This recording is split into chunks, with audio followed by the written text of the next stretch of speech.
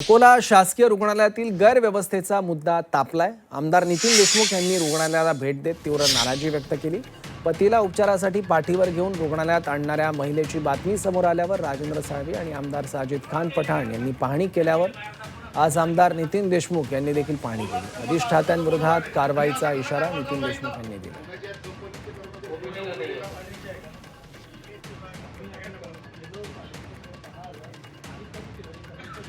या अकोला मेडिकल कॉलेजचा पुरा सत्यानाश झालेला आहे। कोणत्याही प्रकारची सुविधा या हॉस्पिटलला इथं कोणत्याच प्रकारची सुविधा नाही। पेशंटला यासाठी टेक्चर नाही, रूम मध्ये अजिबात स्वच्छता नाही, म्हणजे कोणत्याही प्रकारचा ताळमेळ डीनचं ह्या कॉलेजवर नियंत्रणच नाही। आम्ही डीनशी चर्चा केली, 2 दिवसात जर इथली यंत्रणा सुरळीत आणा नाही तर डीनवर कारवाईच्या संदर्भात आम्ही शासनाकडे आमची बाजू मांडू।